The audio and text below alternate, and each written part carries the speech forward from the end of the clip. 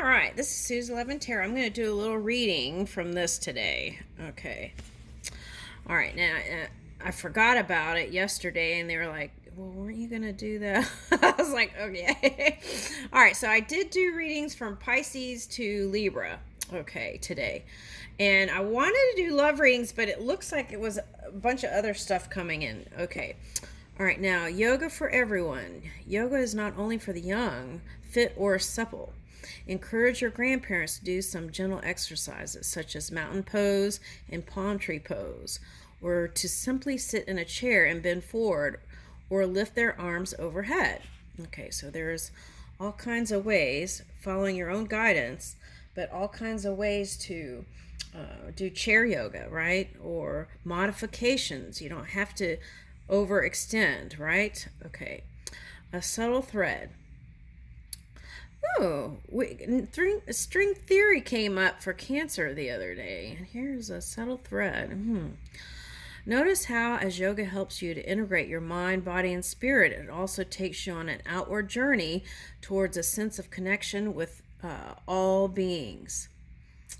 The web of life. We cannot live only for ourselves. 1,000 fibers connect us with our fellow men, and among those fibers, as sympathetic threads, our actions run as causes and they come back to us as effects. Herman Melville. Yoga trust exercise. Sit on the floor, back to back with a partner. Press your backs against each other and bend your knees, tucking your heels to close your buttocks. Rest your arms by your sides and then firmly press your backs together, grounding your feet. Straighten your legs and rise up simultaneously. Okay. Yoga balance exercise. Stand back to sit with a partner. Ask her to stay standing, or him, standing while you bend your knees so that your buttocks are lower than hers or his, right? Interlink arms. Ask your partner to relax and to trust you. Then carefully bend forward until your partner is lifted and balanced on your back in a passive back bend, possibly with her feet lifting or his feet lifting slightly off the floor. Hold for several breaths. Carefully return to standing and change roles. Avoid if either of you has back problem or feels nervous. Okay.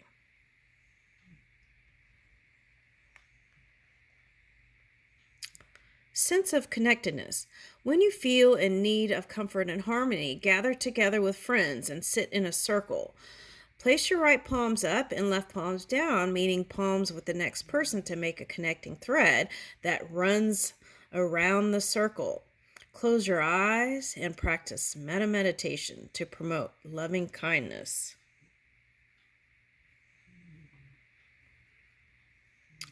Time to move on. Good yoga teachers guide students to the best of their knowledge. Then once they are ready, the teacher sees students free to continue their journey. Listen to your teacher if she suggests that you move on to pursue your study elsewhere. Yeah, and a good way to do that anytime, right, is connecting with that inner guru. All right. Okay.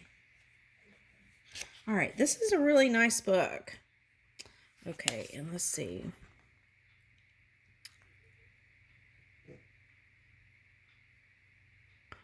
All right, so let's do resolving conflict and relieving anxiety, because that came up in, I want to say that was a Libra reading. Okay, so, or maybe we should do accepting change. All right, so let's do 239.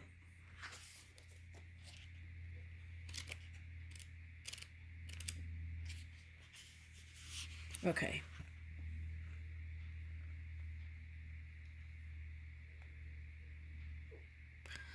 The wisdom of foresight. Take control of events while they are peaceful. Prevent difficulties before they arise. Yes. Amen on that one, right? Prepare for rough spots while the going is still smooth. Deal with the situation before it descends into chaos. Lao Tzu, China. Take time out before any brewing conflict that you can sense reaches ahead. Try to mentally step outside of the situation into a spacious state of mind. That is the aim of yoga. Buddhi.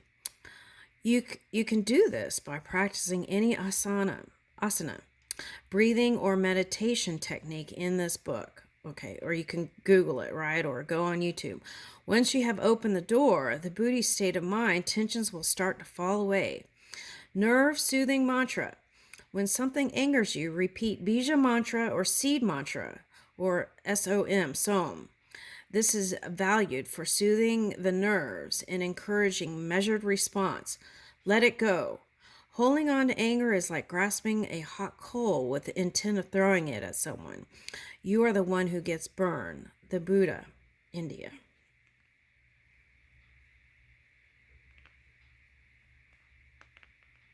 All right. Okay, now what's the other one? Relieving anxiety, 254.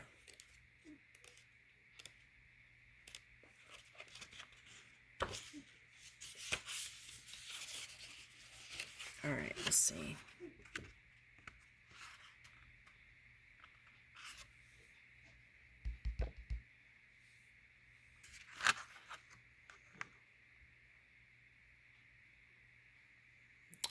All right, look within. Peace comes from within. Do not seek it without, on the outside, right? The Buddha. Turn to Patanjali.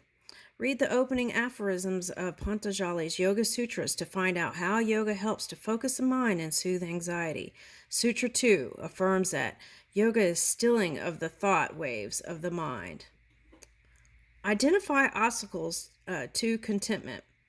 Patanjali describes in the Yoga Sutras the KIESAS, kisas, or obstacles that shatter a cool, calm state of mind.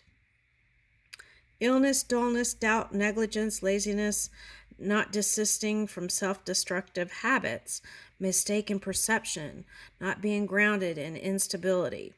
Consider which of these apply to you, if any. What would you do to counter them? Modern foes. Financial pressures gnaw at many of us, boosting stress levels. The yoga way is to live moderately with your means and not to enter into debt. Cut up paid off store cards, avoid credit arrangements, and pay with cash whenever possible, keeping receipts to monitor your spending habits. Okay, so that's coming up. Simplify for peace of mind. Every increased possession loads us. Okay, so free yourself from the things you don't need anymore, right? Okay. A materialistic lifestyle can create anxiety by constantly causing you to covet new goods. Yoga urges you to focus instead on your spiritual life, which is everlasting. Yes, I like that. All right, now let's see accepting change. This change is inevitable.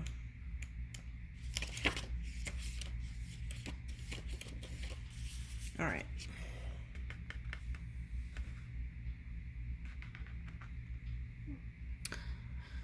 Life has changed. The way we see things today does not have to be the way we saw them yesterday. That is because the situations of our relationship to them and we ourselves have changed in the interim. This notion of constant change suggests that we do not have to be discouraged. Okay, TKV Desikachar. Avoid grasping. Patanjali advises us in the Yoga Sutras to accept change. Oh, that came up in the Libra reading, that four of whatever, Pentacles. You can do this by adopting an approach of aparigraha, one of yoga's 5 yamas, okay, or ethics, meaning non-grasping. This can be interpreted as not being possessive about things or people, and therefore not trying to stop them changing. Let go. When I let go of what I am, I become what I might be, Lao Tzu. Visualizing red. Okay. Oh, that came up in the Taurus reading. It was a red tint. And as I was picking that up, it was like, and I didn't talk about it in the video because it was about women who have like menstruation, and they when they go into a separate tent during that period, okay, they are more spiritually connected, okay, through that silence and isolation. Okay, so I didn't mention all that because I was like, what? It was a love reading. I was trying to go there. Anyway, okay. So the color red has an empowering effect when you meditate on it. Related to the element fire, it builds the confidence, courage, and open-hearted warmth necessary to accept that people and situations change. Visualizing red also supports your heart. Okay. Where release from any sense of grasping in life begins. Sit and close your eyes. Concentrate on the Chitta, C-I-T-T-A, Kash, K-A-S-H, mind screen in front of your closed eyes and visualize a rich shade of red. Feel it empowering you and let go of assumptions. Relax your grip. Don't try to force changes in your body through asana practice. Your body will resist. Instead, accept your body as it is, and change will follow in time with daily practice. Yoga philosophy says the same is true of relationships. Don't actively strive for change. Let changes develop at their own pace. Just observe the world. Sitting quietly, doing nothing, spring comes, and the grass grows by itself. Zen saying. Ooh, I like that one. When change is coming too fast, whether at work or home, don't neglect your asana practice. Stretching helps you to breathe more deeply, which counters stress and encourages prana to flow more freely around your body, allowing you to thrive in the midst of change. I'll leave you with that.